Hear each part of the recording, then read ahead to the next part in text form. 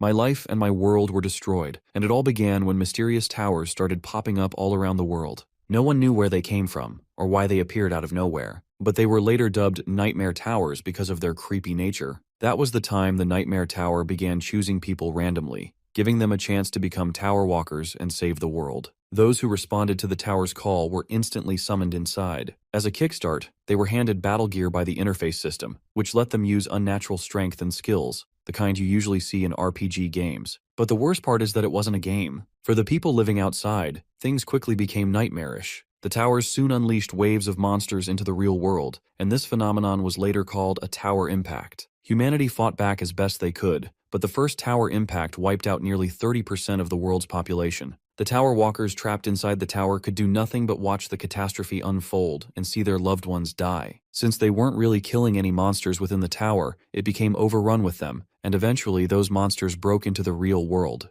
But to make a change, they all decided to ascend and kill monsters with the help of the powers and skills they'd been given. In order to tempt them and steer them off course, the tower cunningly offered an opportunity like no other. They were given an object known as the Regression Stone. As the name suggests, it allowed tower walkers to go back in time, to the moment before the tower impact happened. Their memories and experiences would remain intact after regression. Some didn't hesitate for a second and cashed in on this chance, while others felt suspicious of the stone. Turns out the folks who used it didn't actually travel back in time. Instead, they were transferred to a parallel universe with a different timeline. So basically, those who returned to the past weren't fixing anything for this current world. They simply abandoned it. As they kept ascending the tower, things only got worse, especially after the second tower impact. So instead of dying a pathetic death at the hands of monsters, many decided to abandon their world and regress. The fate of this world was left only to the brave souls who resisted the temptation of the Regression Stone. But little did they know, what awaited them was death on the 98th floor, the Chamber of Hellfire. Jaewon was utterly defeated along with his comrades, yet they didn't give up, fighting until their last breath. Eventually, our boy managed to slay the Tower Guardian at the cost of his friends' lives. His one and only friend, the one he cherished most, also chose to abandon this reality with his final breath. It broke Jaewon's heart to see his friend make such a pitiful choice. But the protagonist didn't waver. He pushed forward and eventually reached the 99th floor, where he had to face the Guardian,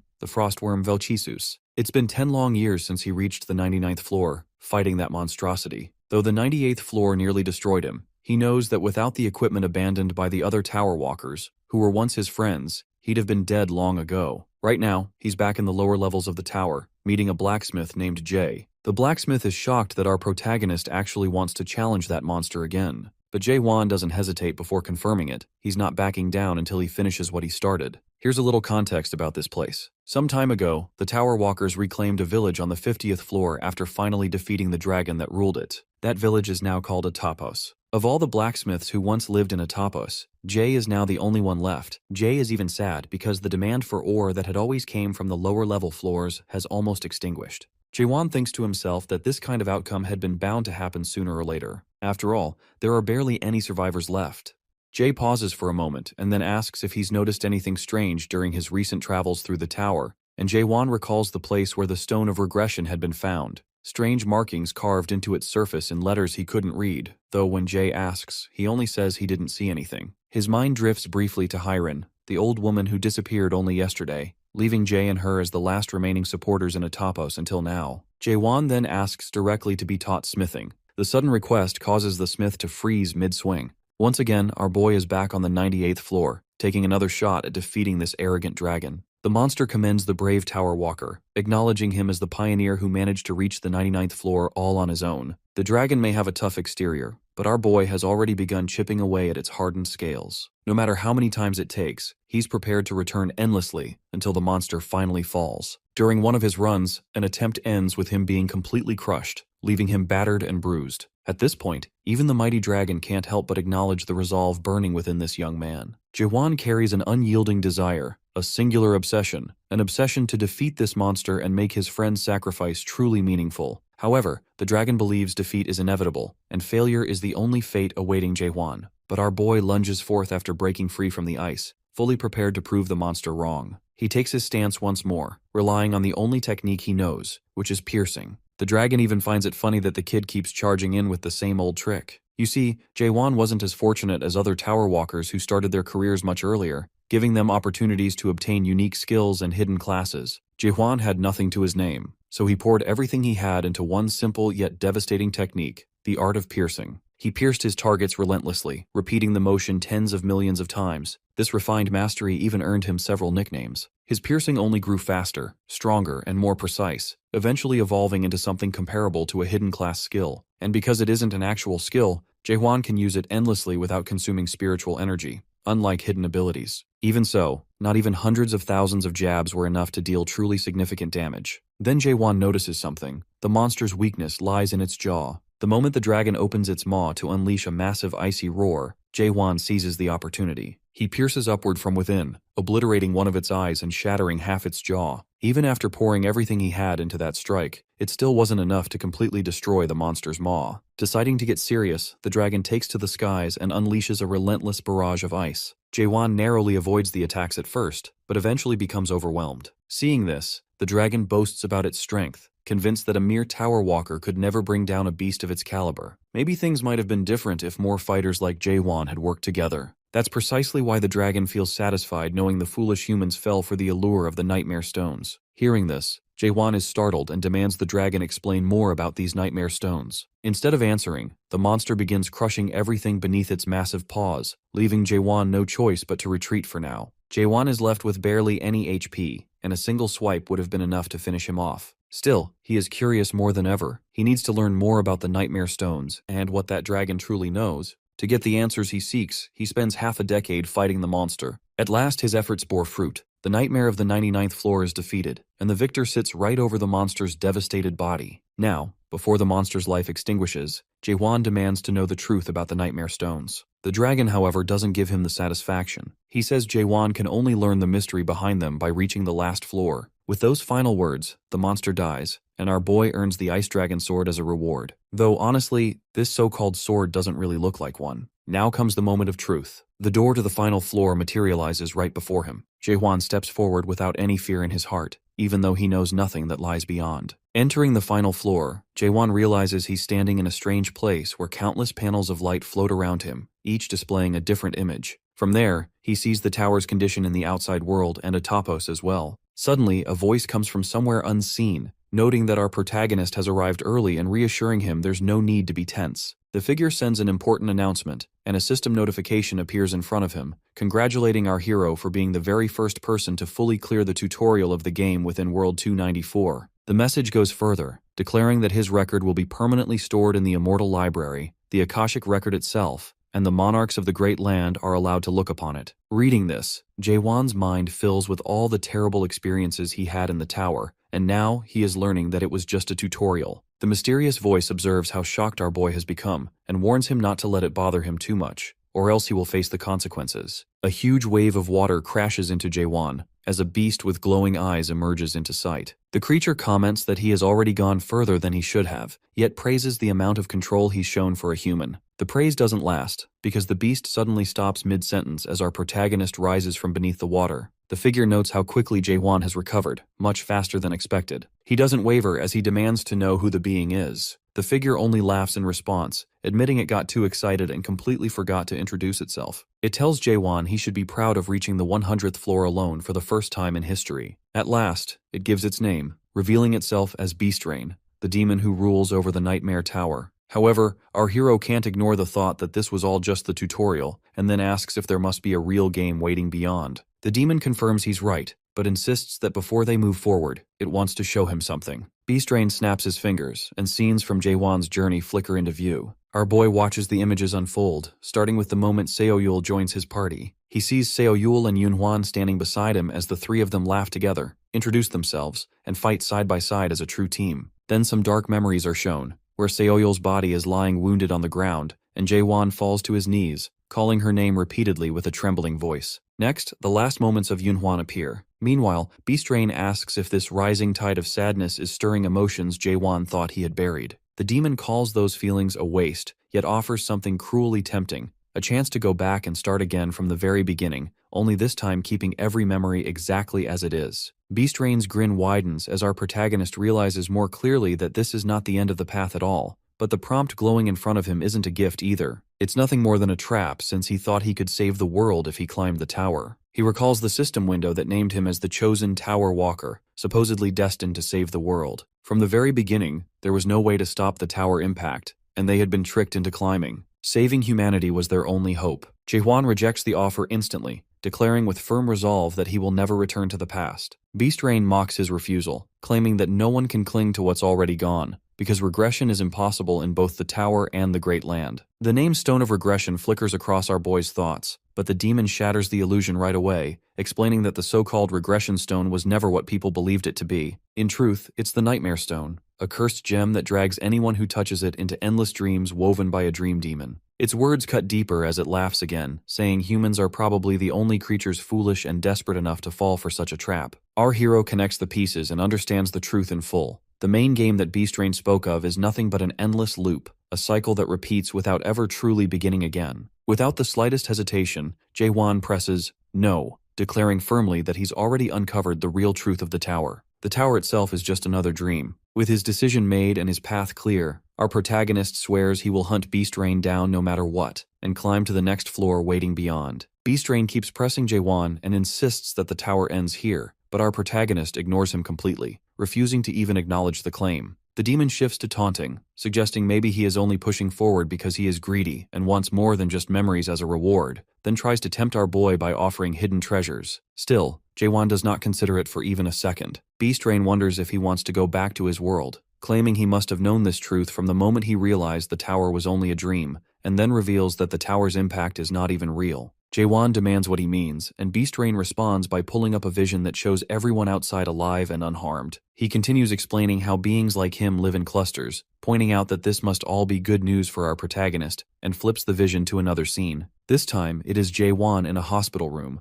looking at his own unconscious body lying on a hospital bed along with all the other walkers, while Beast Rain explains that although he spent decades inside the tower, only a single month has passed in the real world. The demon starts boasting again, claiming our hero could never hope to defeat him, calling their difference the same as the gap between a dragon and a human. Jae-hwan simply raises his sword and declares that he has already slain a dragon, which makes Beast Rain snarl and call him arrogant. In the next moment, the two crash violently into each other. Later, Jae-hwan steps into a building, calling out for Jae but hearing no response, and his mind drifts back to all his battles with Beast Rain. 72 days have passed, and he never managed to land a killing blow. Yet despite all those fights, the demon never actually killed him either, and now our boy realizes it is because he never intended to. With that in mind, our protagonist swears to keep going no matter how long it takes. Meanwhile, Beast Rain thinks deeply about Jae-hwan as a product worth selling, a seed that refuses to grow the way he wants. Normally the process is simple. Pick out the good seeds during the tutorial, nurture them through the main game, and watch them develop. But this one is the exception, resisting all progress no matter what is done.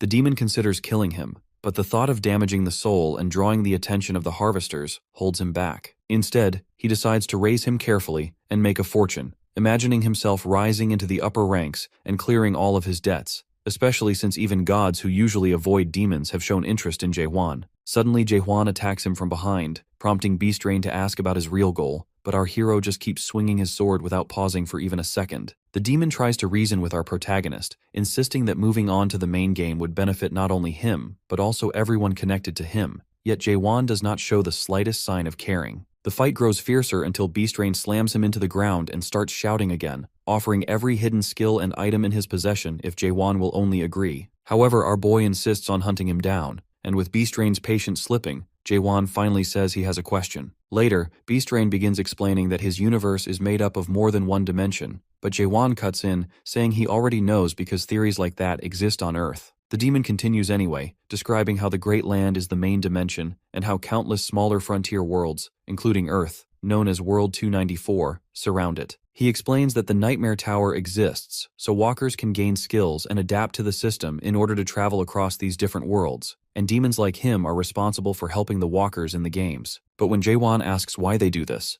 Beast Rain sidesteps the question, and instead wonders aloud why the tower appeared specifically on World 294. He reveals that this world was chosen simply by coincidence. Our protagonist does not let up and cuts him off again, demanding to know the demon's true purpose in running it. Beast Rain tries to dismiss it by claiming he is only volunteering, but Jae-hwan refuses to believe it and pushes harder, wanting to know exactly what rewards he is getting out of it. The demon replies with nothing but vague excuses about different motives, but before the exchange can go any further, a red message suddenly appears above Beastrain from the monarch, ordering him not to kill Jaewon and to end the conversation immediately. However, the unaware demon turns to him and asks if he believes him now, but Jaewon just stares back in silence. Jaewon's status screen is filled to the very top, every stat sitting at its maximum, and his level completely capped, and no matter how much effort he pours into it, nothing rises any further. He tips back a potion and gets up again. Even though all this power is his, the gap between him and Beastrain is something he can't seem to close. Suddenly something hits his mind, and our boy starts getting a strange feeling. As he looks ahead, he observes bright golden particles floating in the air. He grabs one of the fragments and notes that sometimes they are smooth, fine particles, and sometimes they are rough, blocky pieces like sugar cubes. In that moment, our protagonist understands this is the truth, the raw particles that make up the very essence of this world. Now standing in front of Beastrain, Jaewon wonders out loud what exactly a monarch is, guessing it's nothing more than a title for a king. Beastrain notices his interest and explains that monarchs rule over the great land, and anyone who clears the main game earns a recommendation from one of them. Then, our curious boy asks what the recommendation actually means, and Beastrain replies that his entire fate depends on whichever monarch he chooses. He adds that if Jaewon just trusts him, he'll make sure he ends up serving under the best monarch possible. Beastrain even stakes his own honor on it, promising to guide him into the main game if our hero agrees. The swordsman, after thinking a bit, remarks that Beastrain sounds more like some insurance salesman than anything else. Still, Jaewon agrees to go along with it, adding that in exactly 10 days, he'll leave this place. 9 days later, our protagonist is training with concentration, while Beastrain watches from his screen, remarking that he's been repeating the same thing all day, and pointing out that the time is almost here. His thoughts drift bitterly toward the way the dream demons tricked him into buying this low-quality tower. He growls under his breath, cursing those swindlers, remembering how quickly he jumped on the deal just because he heard it was built by an expert-level demon. Later, the truth stung hard as it was nothing but a first-generation antique with no production year recorded. If it had been a third-generation tower, Beastrain could have ended the tutorial by force without damaging the product, but this outdated relic demands the consent of its product in order to close the game. The demon believes that his only crime was being too broke to buy better. Still, it works, and with tomorrow coming fast, he hopes it will all finally end. The next day arrives, as the system flashes tips about the main game, speaking of the Tree of Illusion and the Great Land, before another message appears from the Game Master, offering to return Jaewon to World 294 with every memory intact. Beastrain asks if he memorized the data, and our boy confirms that he has. Then the demon urges him to hurry up and press accept. He sheds tears of joy as his long-awaited moment has arrived, but to his surprise, Jaewon suddenly swings his sword. Beastrain freezes in shock and demands to know what he thinks he's doing. Our protagonist's grip on his sword tightens as he tells him he should already know the answer, as he'll be hunting him down. Ever since Jaewon observed those particles, his pierce technique has felt unstable, and he can sense something off. He feels like something has awakened inside him. Pressure builds as a massive claw comes crashing down towards our hero, and his strike slices forward in response. Beastrain admits he's never seen anyone like this before, and that things would have been much simpler for both of them if this had happened earlier. Tendrils lash out and coil tightly around Jaewon, locking him in place. However, our boy points out the game can't end without his approval. Beastrain calmly reveals he gave up on getting consent a long time ago, then wonders aloud why Jaewon thinks the tutorial will never end. He explains that the Tower of Nightmares is built to automatically end 100 days after the tutorial is cleared. Therefore, Beastrain decides to let our protagonist stay like that until it's time to play the main game. Still, Jaewon clenches his sword as he calls out to Beastrain, then mentions that he knows he is the trickster, who is 784 years old and visited a total of 128 worlds, having spent his time cultivating the species in each world. The Tower Master gets stunned as he demands to know how Jaewon could possibly know all of this. However, our hero adds that he was going to hand him over to Harvester, the Monarch of Darkness. Beastrain starts sweating in panic as he asks who Jaewon is. Our protagonist confidently explains he is the product Beastrain cultivated here for decades. In the next moment, he unleashes a huge amount of energy, aiming to defeat the Tower Master. Jaewon pushes forward with full force as he swings his blade, striking Beastrain directly and pushing him backwards. Then both clash with their forces. As a result, our boy skids back, while Beastrain's shoulder is injured. This leaves the demon confused, and then something hits his mind. Meanwhile, our protagonist prepares his sword, while Beastrain wonders if he is an over-adapted player. Our boy recalls that ever since he reached the 100th floor, he wondered if the demon could even kill him. Reality itself began to break down. He finally understood stabbing when he had no doubt left. He strikes the shield of his opponent, breaking it completely. The system notifies about the lifting of the sync limitation. Then the demon transforms his body to counter Jae-hwan with his full strength, trying to make him surrender. As Beast Rain strikes, he admits he is impressed seeing our hero reach the second stage of adaptation after just completing the tutorial, but he believes a human can't defeat a demon, as he unleashes a high number of spikes. The spikes hit Jae-hwan and his blood flows, but still, our protagonist clenches his sword and decides to stab his opponent no matter what. He keeps stabbing as the count climbs higher and higher until it finally reaches 10 billion times. Finally, Jae-hwan manages to land a powerful blow towards the demon, making his opponent realize something. However, it's too late for Beast Rain to do anything, as our protagonist successfully defeats him and points his sword towards the demon. He states confidently that humans are not just things for demons to trade and sell. With unshaken resolve,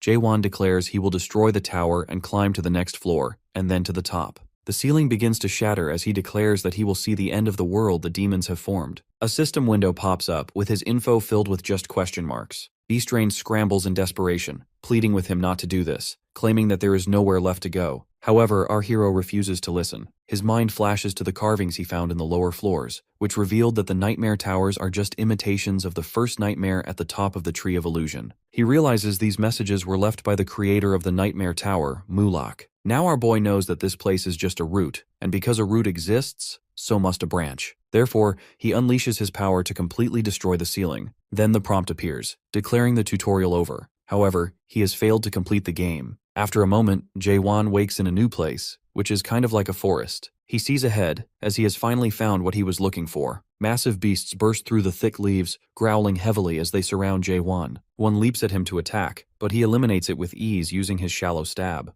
The ground suddenly rumbles as a towering beast steps out. Upon seeing it, our boy instantly notes that his shallow stab won't be enough against something like this. Using his normal stab, he eliminates the towering beast with a single strike. Later, he collects all of its horns. Unexpectedly, a yell rips through the air, and strange ant-like people appear from the trees, one of them shouting and pointing directly at him. Jae-hwan figures they came here for horns, so he holds out the horn as if offering it for answers, but no one reacts. Instead, the one in front charges with a blade, and our protagonist quickly dodges while warning them to chill out or he'll eliminate them all. When they keep attacking, he decides to strike them down. After a short time, all of the ant-like people are lying unconscious on the ground. While our boy is sitting on one's body demanding it to talk, the creature bites down on its own tongue, leaving him staring silently. Later, Jae-hwan starts checking through their belongings and finds a small dimensional backpack, which the system explains will give him 70 cubic feet of space to store his belongings. He notes that the system hasn't worked right since leaving the Tower of Nightmares. He had assumed it would function the same across every world, even in the Great Realm,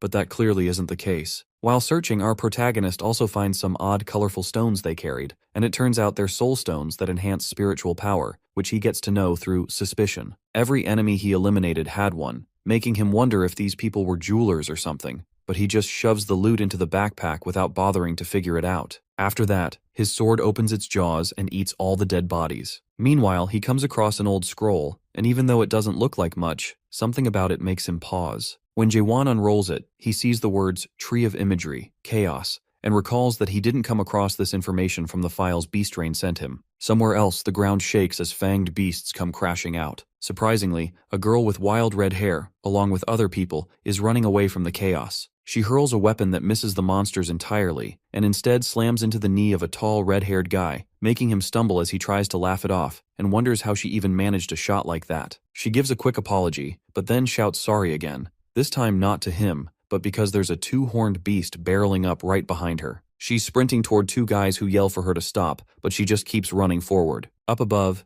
Jae-hwan watches the scene unfold from a rocky ledge and notices right away that the red-haired woman has the most power in her group. But their teamwork is a complete mess, and he can't help wondering how they even made it through the Tower of Nightmares in the first place. The red-haired warrior finally charges forward with flames bursting around him, and the girl joins him with a grin, but her first reckless strike nearly clips her teammate. He recoils and yells at her while she just shrugs it off without a care, and that's when our boy suddenly drops down from above. Jae-hwan drives his blade in one clean stab through the monster's skull, sending blood spraying as the beast collapses. When he steadies himself, he sees the red-haired warrior staring at him with a tight jaw and eyes locked onto him. Once the chaos fades, the girl's teammates walk over to Jae-hwan and casually ask if he's cool with them taking it. Her friend looks hesitant, quietly pointing out that maybe they shouldn't, since the horn is worth a lot. They explain that normally it takes 10 people to bring down a two-horned beast. However, our hero doesn't say anything, though he remembers that the one he killed earlier had 5 horns. He figures that monsters with more horns are stronger. The red-haired girl steps closer as she demands to know who he really is, saying that even across all of chaos, nobody could ever take down a two-horned beast in a single blow like that. She presses for an answer, wanting to know where he came from, and Jaewon looks her straight in the eye, asking what chaos is. The girl freezes on the fact that he doesn't know what chaos is. The red-haired warrior stares directly at Jaewon and immediately starts firing off questions,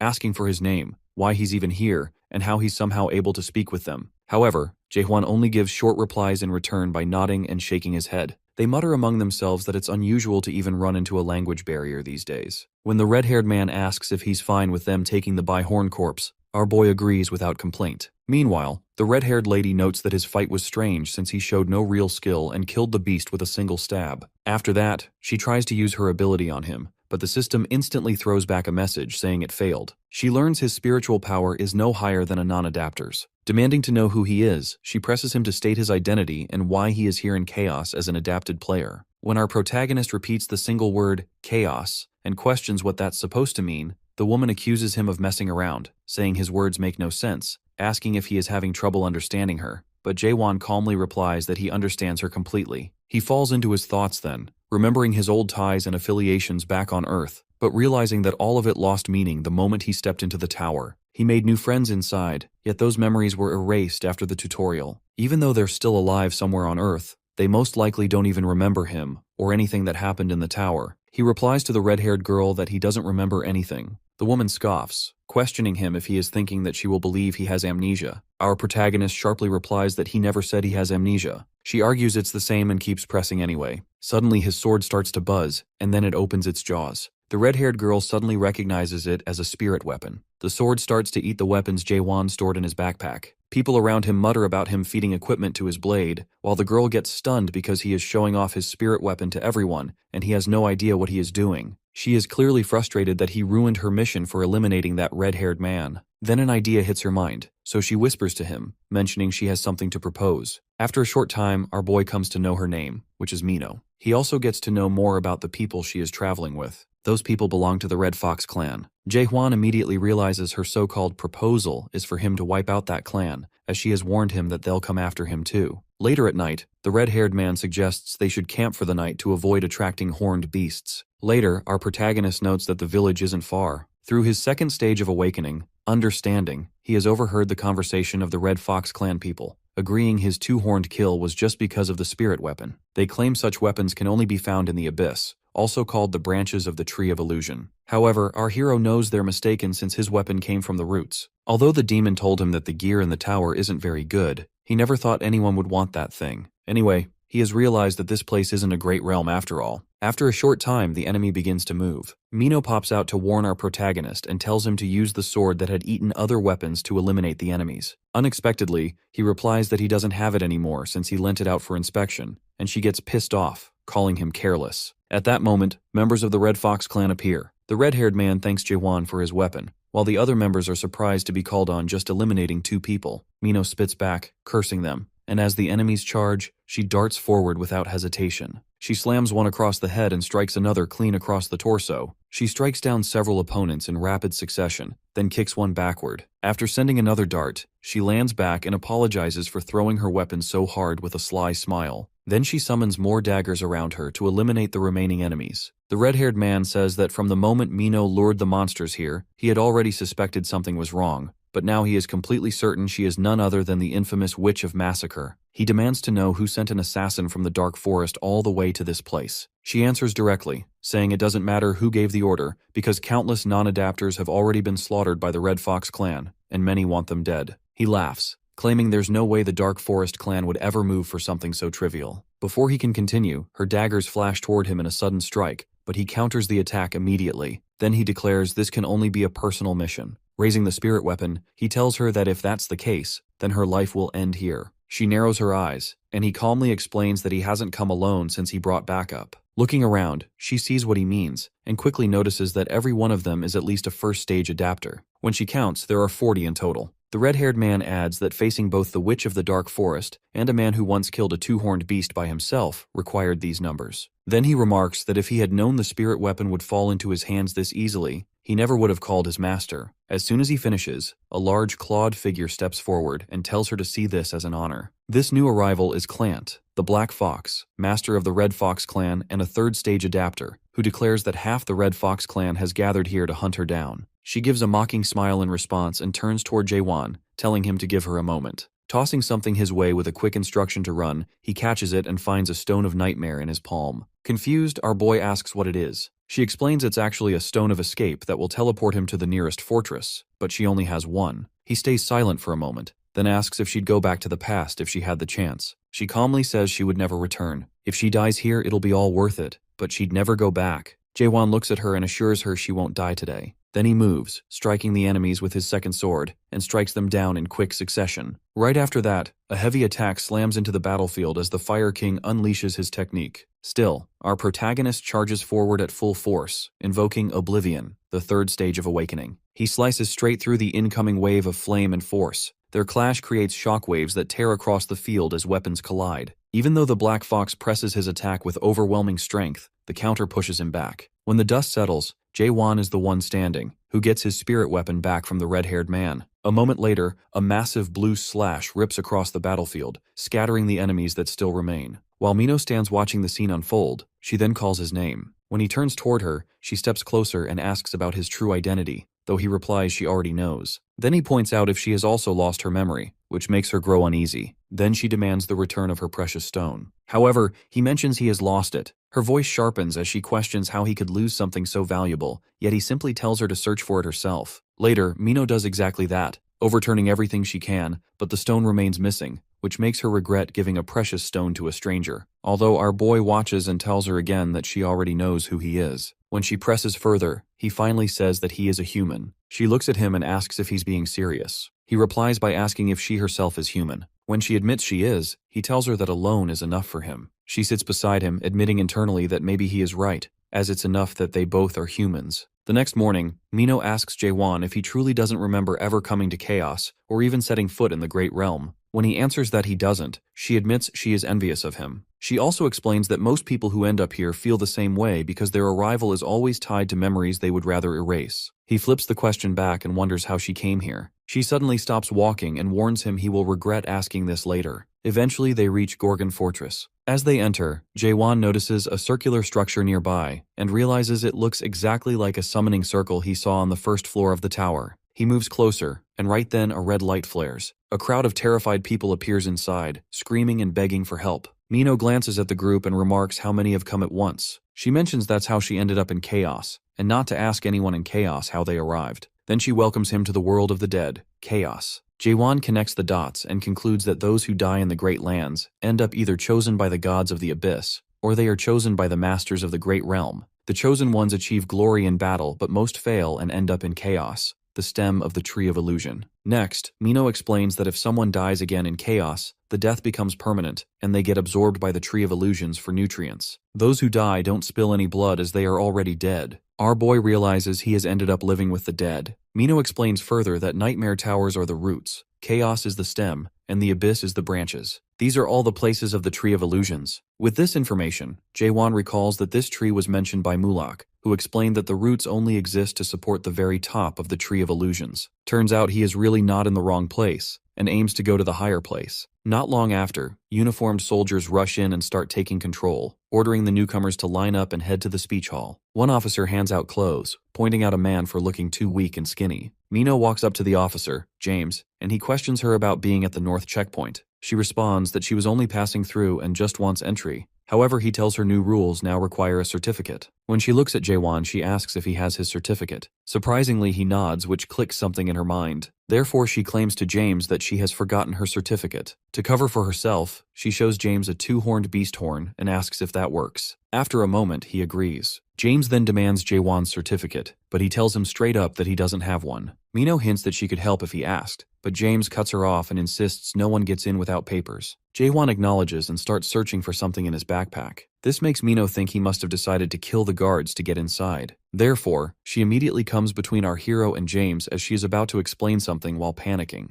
However, a commanding voice cuts her off, asking what's happening. The soldiers all freeze as a man in uniform appears. Chief Carlton, the one managing the checkpoint. He walks up to James and demands an explanation. James points at Jae-won and says he's trying to enter without a certificate. Carlton doesn't hesitate and says entry is impossible without proof of identity. He explains the inspector is allowed to refuse anyone who lacks it. He even starts reading fortress laws and uses his legal code to make everyone kneel down. Then he also brings up the Restraint Act. However, Jae-won uses his blade to slash his legal code skill barrier from himself and Mino. He interrupts Carlton and asks what's actually on the certificate. Carlton says it lists one's identity, records, and skill data. Jae-won replies that he doesn't need one because he refuses to show him anything about himself. The chief is confused as his legal code isn't working on our protagonist. Therefore, he decides to detain him under the law and summons chains using a skill called Silver Restraint. The chains move forward and try to coil around Jae-won, but our boy resists until they snap apart. Every guard freezes in shock. Carlton demands to know how that was possible. After that, our hero decides to do the same thing as Mino, which makes her recall that she bribed James using the horn. On the other hand, James goes pale as he was the one who accepted a bribe.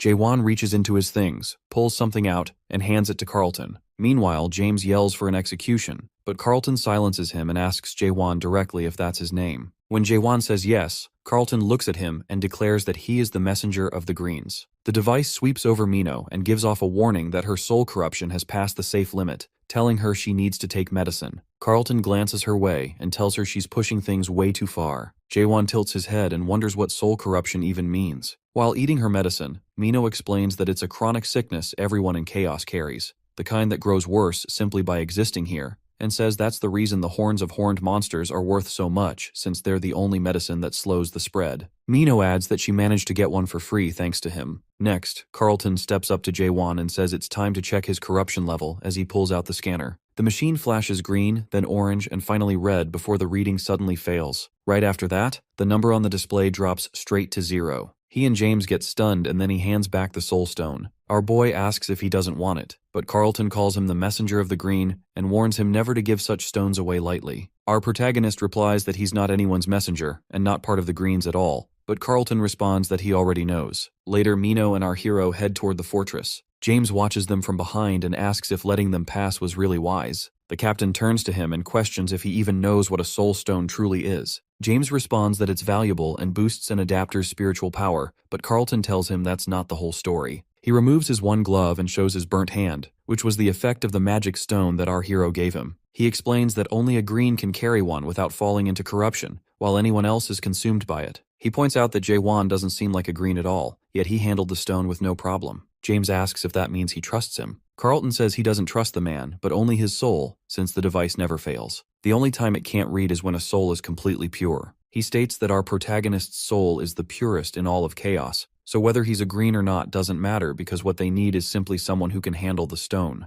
When James brings up their master's condition and asks if it's connected, the captain says he doesn't know. However, he brings up rumors of someone at the gate taking bribes, and James freezes, realizing he has been caught. Meanwhile, inside the gate, our boy thinks about the process of getting Mino inside, remembering how Carlton listed out the regulations and told her he'd let her go only because Jae-won asked. He warned her never to try bribery again. He then tells Jae-won that she'll recover soon. When they reach a bridge, our hero asks someone if they know a blacksmith skilled enough to handle his spirit sword, but that stranger says they doubt there is anyone that skilled. While showing his spirit sword, someone sees him beneath the bridge with a sly smile. Later, Mino finally recovers as she notices they're already deep in town by this point. Then Jae-won tells her to go her own way. She stops in surprise and demands to know what he means. She yells at him to wait and accuses him of ditching her, and runs after our protagonist to ask if he's still upset about her trying to leave him at the gate. He tells her that just getting him to the fortress was enough, and that she'll only slow him down from here. He states she and he are different. However, Mino chases after him, insisting that he doesn't know the town and will end up in trouble. He replies that he can just ask for directions, but she yells that he should be asking her since she knows the way around here better than anyone. That's when our boy finally tells her that he's looking for a dream demon. Mino quickly says she might know where the dream demon is and offers to guide him. Our protagonist agrees, but explains that they need to deal with something else first. Up ahead, a group of men come into view, and one of them points out that they've found their targets. They ask about the spirit sword, but Mino warns them to leave before things get messy. The men mock her, saying their youngest will be 12 this year and claim foul language is bad for a child. They demand the spirit sword as a toll, or they'll let the youngest deal with it. However, our hero shuts them up with a plain face. The enemy leader warns that surrendering the sword is the only way to avoid harm,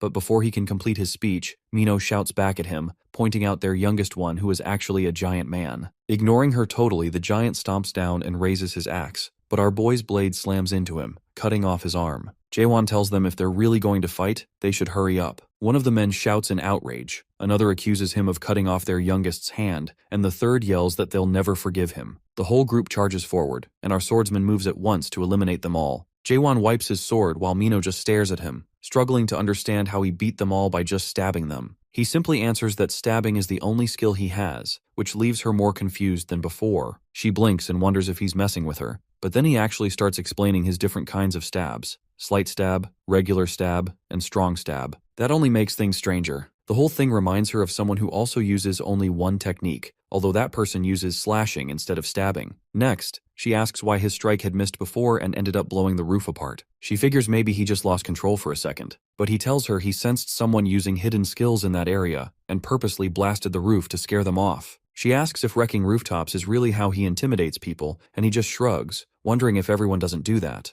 Then Mino starts tossing out dramatic names for his stab skill, but he ignores all of them and keeps walking. She keeps trying with more names as they move, but our boy only tells her to keep walking and doesn't bother entertaining it. Eventually, they arrive at Twilight Smithy, and Mino explains that the place is actually owned by a dream demon. She leads him to a heavily reinforced door, and a worker comes out to tell them that if they're here to submit anything, it's going to take some time since the main workshop manager isn't around. All that's left is the vice manager, who's busy running a test for the other workers. Inside, a massive man stands by a table surrounded by apprentices, and sitting on it is a sword made from a quadhorn's horn. The man, Michael Garnard, is the vice manager of the shop, and explains the blade is complete, but they still need to drill a hole through the hilt to finish it properly. The apprentices all jump at the chance to prove themselves, but he warns them straight away that it's nearly impossible to even leave a mark. He promises that whoever manages to do it can act as vice manager for the day. They each step up one by one, but none succeed, and one even ends up breaking his tool. Michael mocks the group, calling them weak and tearing into them for being useless. The attempts keep going until a worker who is greeted outside steps up to try, but right as he does, Jaewon slips quietly inside. The worker immediately starts yelling that no one's allowed to just walk in like that. Michael looks over and sees Jaewon. Our protagonist steps forward saying he wants to give it a try, and the workers start whispering, wondering if maybe he's some wandering blacksmith. Michael doesn't care who he is and insists he's going to fail, assuming he only feels confident because the others did so badly. Jaewon simply asks if he should go ahead and make the hole or not, but the vice manager starts lecturing again about how incredibly tough quadhorn horns are, and how it isn't that his workers are bad, it's just that he's on another level. Before he even finishes, Jaewon taps the blade once with a finger, and it immediately cracks and falls apart. Everyone freezes in shock, and Michael starts shouting furiously that he's insane for destroying something so valuable and demands what he's supposed to tell the client. Jaewon replies that he went easy, saying that breaking it fully would have been even easier, and then casually shrugs and apologizes. The vice manager doesn't calm down at all and yells that a sorry isn't going to fix anything, especially when the quadhorn horn was irreplaceable. That's when Jaewon pulls another horn out from his backpack, and everyone recognizes it instantly as a pentahorn. Michael studies it more closely and realizes it's from a granok. The room goes quiet, and when Jaewon asks if it's good enough, Michael just nods. With things flipped around, our boy asks if he can use his smithy for a bit, and Michael orders the workers to shut the doors. Meanwhile, Mino decides to leave him to it and dips out, while Michael begins giving a full tour of Twilight Smithy. He even grants Jaewon the title of vice manager for the day and tells him he's free to use whatever he needs. Our protagonist nods and raises the granok horn, and the man, still curious, asks where he got it. Jaewon answers plainly that he hunted the pentahorn alone and took it himself, which Michael doesn't buy for a second. Jaewon then asks for help since it's his first time making a sheath. The vice manager, confused, asks if he's really planning to use that material for a sheath, but Jaewon pulls out his weapon, and Michael's eyes widen. It looks like a frost dragon sword replica, but when he tries to grab the granok horn, the sword reacts violently, releasing a burst of energy and absorbing the horn entirely. Michael realizes on the spot that it's actually a spirit weapon, and the aura inside belongs to a high-tier race. The weapon begins changing shape right in front of everyone as it evolves, and once it finishes, all the material is gone. Our boy simply says he's got another and hands over a second horn. Michael sees clearly that this one is from a 5-horn beast, and Jaewon asks what he should do next as the temporary vice manager, saying he wants to watch Michael's smithing style. The man asks if he has a design in mind, but Jaewon tells him to decide. Michael finally introduces himself properly and promises to show him his best work. Jurgen Cheever, the Prime Minister of Gorgon, sits back with a drink in hand, his eyes fixed on the man kneeling before him. The man tries to explain himself, saying that after the massacre of the backstreet gangsters, he somehow lost the target. Jurgen squints, questioning how someone like that could simply vanish, and the man admits he has no idea. He describes how one moment everything was normal, then suddenly everything went black. When he regained consciousness, he found himself on a rooftop with no memory of what happened in between. Jurgen asks if the target saw him, and something clicks. Whoever this person is, they must have seen through a master-level stealth skill, which means they are not dealing with a weak opponent. Jurgen concludes that the target must be at least a 5th-stage adapter. With this in mind, he orders a citywide search, demanding more people, more vigilance, and no mistakes. The hooded man bows, murmurs his agreement, and quickly leaves, while the Prime Minister remains seated for a moment longer. A low rumble shakes the ground as his grip tightens around the glass, and he mutters for his lord to wait. Meanwhile, in a noisy tavern, a floating screen shows Siren hosting the top 10. She announces it's time for the final video. The footage rolls. It's that famous solo clear of the 99th floor, with a lone figure moving so fast he's just a blur. One patron wonders aloud whatever happened to that guy, while another jokes about the lords all loving him. Someone else jumps in with the latest gossip. The entire cultivation system in the tower has been shut down because the demon running it was caught trying to rig the outcome. His friend laughs, saying the demon abandoned everything and ran, and now many believe the video is a fake. They start arguing over why anyone would trash a first-generation tower built with borrowed loans. One insists the demon must be spoiled, while the other jokes he would have just sold it at a discount. He calls out for more beer, and the bartender starts pouring, but the room falls silent when the door slams open. All eyes turn as Mino enters. Tall and fiery, she strides straight to the counter. She takes a seat, and before anyone can speak, a man approaches, complimenting her looks. He tries to flirt, but she isn't interested. With a glare and a surge of dark energy, she tells him to leave, and he quickly backs off. Still seething, Mino mutters about feeling awful and tosses a gold piece on the counter, demanding enough alcohol to knock her out. Later, she suddenly starts shouting about Jaewon, venting about how full of himself he is. Our boy's name keeps coming up as she rants until the bartender sighs, mentioning that everyone's heard enough about him already. That's when Claire, the tavern owner, steps in. She asks why Mino is being so dramatic when she isn't even drunk yet, and questions why she sticks around someone she claims to hate. Mino snaps that it isn't like that, but admits that every time she sees Jaewon, something inside her ignites. She recalls how our protagonist walked straight into chaos, sword swinging, destroying everything in his path with no hesitation. She can't shake the memory of how he looked at her, repeating his words that they are different. Mino points out that everyone else, including Claire, works hard just to survive, but this guy arrived out of nowhere. She remembers asking what he'd do if he ever encountered a nightmare, and all Jaewon said was, there was no use explaining because she wouldn't understand. She complains that he always brushes her off and looks down on everyone. Claire sighs, resting a hand on her head, and says our hero is just immature. She warns Mino to keep her distance. Mino tries to argue, but Claire's expression hardens as she says staying around someone like that isn't brave, it's reckless. If Mino keeps playing with fire, she's bound to get burned. Before Mino can respond, the doorway flares with light. A blazing streak slices through the air, heading for the counter. She spins just in time to catch a glowing golden bird, which drops a sealed letter into her hands. Mino glances at the wax seal and recognizes it as a letter from Carlton Javier,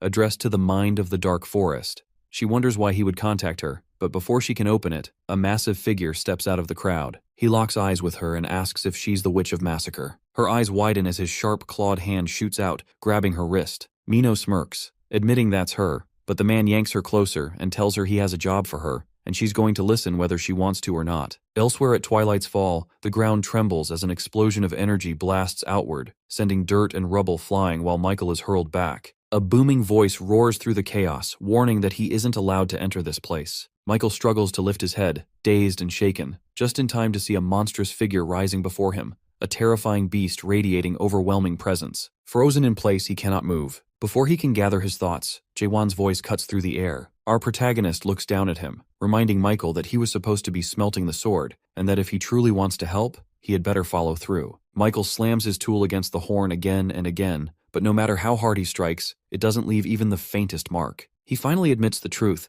that the item's level is far beyond what he can manage. Jaewon shakes his head and tells him it isn't about level at all. Before the craftsman can even react, our boy grabs hold of his head and forces the first stage of awakening to ignite, the one called doubt. Then, without pause, he drives him into the second stage, understanding, which opens Michael's eyes to what really stands before him. The horn in front of them suddenly begins leaking an unnatural matter, and Michael stumbles back as black mist spills upward until it floods the air. Out of the darkness, a pentahorn slowly emerges. It suddenly crashes into the ground with a force so great the earth splits and bursts around both Michael and our protagonist. The fighter shouts at him, demanding he pull himself together and actually fight if he plans to do anything at all. He stares at the beast, realizing in shock that this is its true form, and starts questioning why he has wasted all his time using such small and meaningless skills against something like this. It feels too unreal, and he convinces himself it must all be a dream, so if he just wakes up, then everything will disappear. Muttering under his breath, he bolts for the door, but the massive shadow of the pentahorn combined with the sound of our boy's voice makes his legs lock and freeze him on the spot. Jaewon exhales, ready to move, and in a sudden blur, Michael bursts through the doorway instead, yelling for help,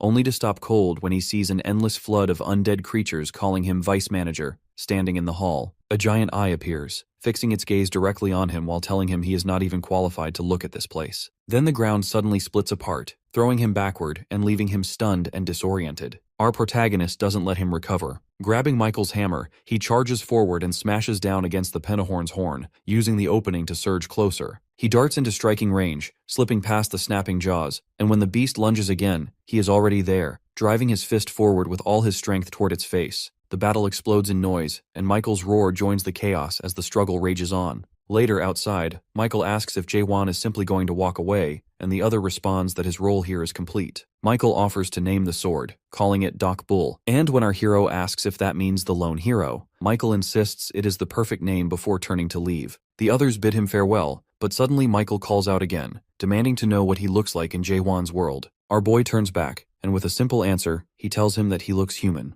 As Jaewon walks ahead, he notices Mino following him. She wonders aloud if he's worried she might be plotting something. When he bluntly asks if she is, she replies directly that her plan is to kill him. He doesn't flinch, and only questions what she expects to gain from it. As she steps closer, she hands him a small bundle, explaining that it's clothing, partly as an apology, and partly because she's tired of seeing him dressed like that. She then asks what he intends to do now that he's failed to track the dream demon. Our boy mentions that Michael once brought up a way to trace it, and once he does, his plan is to head to the Tree of Imagery and search for the path into the abyss. She presses him again, questioning why he would go that far, and he simply asks if she's really that curious. Mino warns him that even if he reaches the abyss, those who return are forever marked as warriors of the abyss. Our protagonist says he has no intention of coming back. She grows uneasy and demands to know who he thinks he is to even try. She accuses him of moving forward without caring about anyone else, calling him inconsiderate, cold, and worse. Mino adds that he doesn't see the people here as human. Maybe they aren't as strong or brave, but they're still human,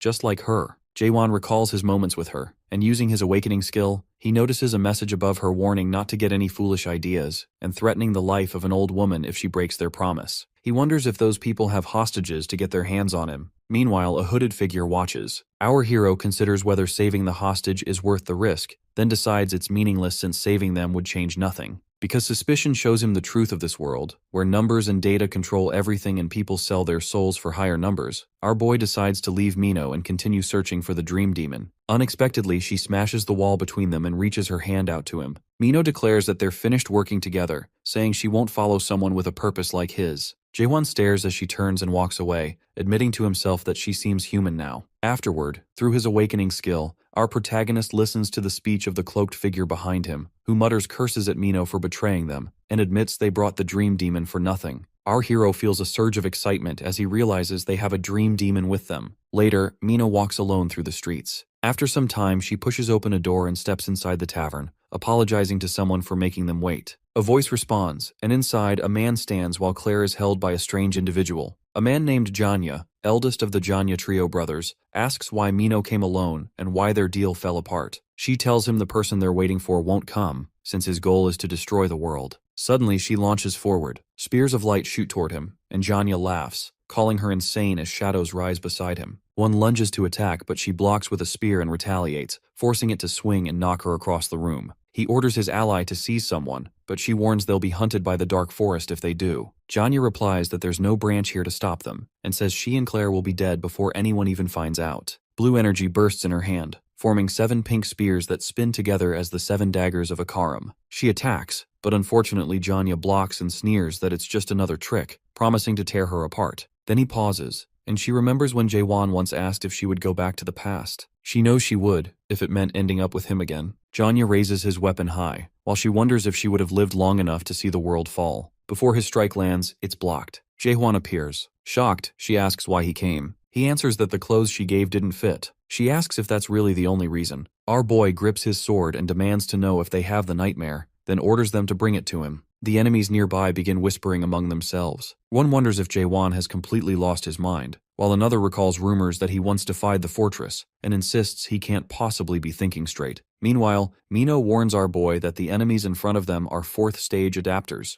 opponents too dangerous to take lightly, no matter how confident someone might feel. Still, she admits she doesn't actually believe he'll lose this fight. The leader of the enemy group, Janya, lunges forward with 2 of his men, declaring they will teach him a lesson. However, our protagonist instantly swings his blade forward to meet their attack, then sidesteps smoothly to avoid the next strike. The men hesitate in disbelief, muttering in shock about how he was supposed to be a non-adapter and questioning whether he could really be the warrior of Abyss. Janya tries to reason that a 4th-stage adapter should be about the same level of threat, though at least the beast had managed to withstand an attack like this before. Claire suddenly cries out in pain. One man urges his comrade not to hesitate and to finish it, striking the captive hard while ordering her to stay quiet. Mino turns to Claire, urging her to hold on just a little longer and promising they will save her. She then looks directly at Jaewon and asks if he can do it. Our boy wonders why she's even asking, since he came only for the nightmare and nothing else, but still shouts for them to attack quickly. Skeletal figures rush forward while Claire roars for them to move faster. Jaewon raises his glowing sword, and as he does, a brilliant blue beam shoots into the sky. Far away, soldiers spot the pillar of light, and Carlton recognizes it immediately, ordering his men to move out. Back at the tavern, a man bursts in, shouting about the barrier breaking. Orders fly as Janya is told to surround the place. Soldiers scramble into position. An armored squad pushes inside and Carlton steps forward, calling out to Jaewon, who replies that the timing is perfect. He points directly at the enemy group and accuses them of breaking Gorgon Article 276, Paragraph 4, by using the tavern as a base to try to destroy the world. Janya quickly counters with an accusation of his own, but Carlton sides with the restrictor, citing Gorgon Articles 174 and 124, and declares that for the crimes of illegal property destruction and kidnapping of a citizen, the accused are placed under emergency restriction. Chains suddenly wrap around the enemy squad, and Carlton warns that resistance is pointless. Janya charges forward anyway, and weapons clash until a sharp crack splits through the knight's weapon as Carlton pushes him back. He leaps away, shouts to his ally, and swings his weapon down again, but more chains whip out, wrapping tightly around him and slamming him into the ground.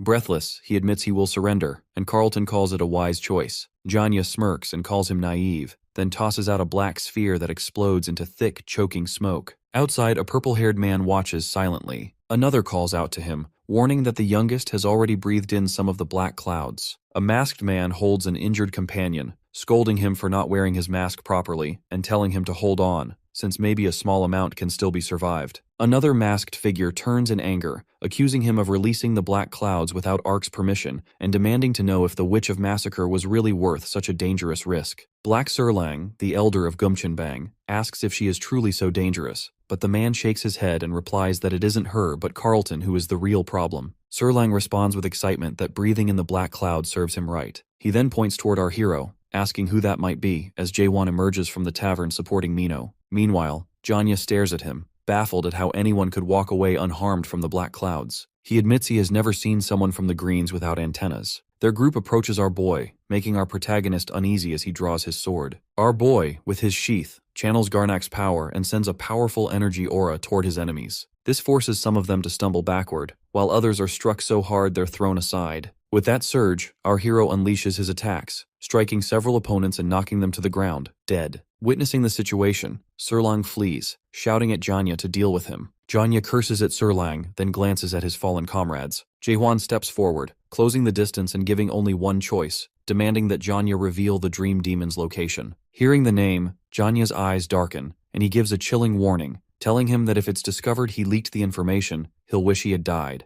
With no other option, Janya takes a stone of fallen souls. Our protagonist has seen stones like this before, clutched by townsfolk. The very stones Mino once explained weren't drugs, but a method to slow the creeping corruption that eats away at the soul. However, Janya's body convulses violently as the unleashed power rips through him, twisting his flesh and reshaping his bones until something monstrous stands in his place. What rises is an undead beast, charging through the streets with wild strength and eliminating people in its path. Now Janya, transformed into that monster, can see the truth of the world he lives in. As he observes, he wonders what he was so afraid of, now that he can do anything he wants. He sends his tentacles to attack our boy, but when he sees Jaehwan as human, he questions how a human can exist in this world. Meanwhile, our hero isn't able to see Janya's true nature, even with suspicion. Still, he ignores that and focuses on his enemy. Using his spirit sword, he instantly strikes down Janya. In his final moments, Janya suddenly glimpses his past life before his body disperses into the air, leaving our protagonist hoping to find the whereabouts of the dream demon from those remaining at the tavern. Mino warns Jae-hwan not to come closer,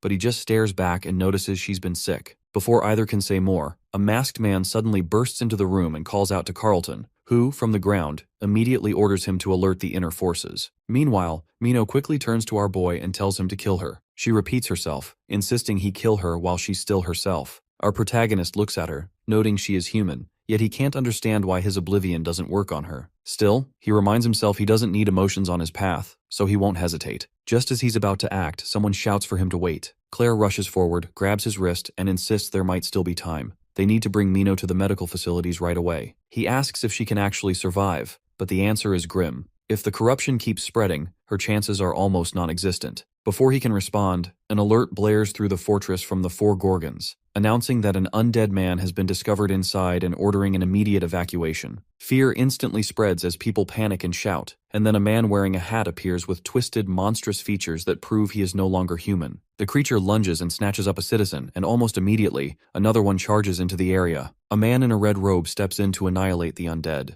Inside the medical facility, Claire turns to Jae-hwan, wondering aloud if he is the man Mino mentioned. The one who ignores every rule, judges only by his own standards, and decides for himself what it means to be human. She says she knows people like him because she's seen them before, then explains that the people here have not adapted because they never had the choice. Our hero answers that it is because they lack courage, but when she presses and asks, "Courage for what?" he says nothing. Instead, she tells him there is one thing he has to do and warns that he should leave, because it will be dangerous for those around him, and she can't stand people like him. This causes our boy to recall past hardships. While this is happening, a guard asks how much medicine is left for Carlton, and another admits most of it has already been used just to calm him down, leaving almost nothing. James instantly demands that every last bit be brought to him, so the medics rush to prepare it. Jae-hwan watches as the medicine is administered, but even though the medic works quickly, it does nothing to purify the chief, and they can only beg him desperately to hold on. Our protagonist then demands to know if there is any way to bring someone back after turning into an undead man.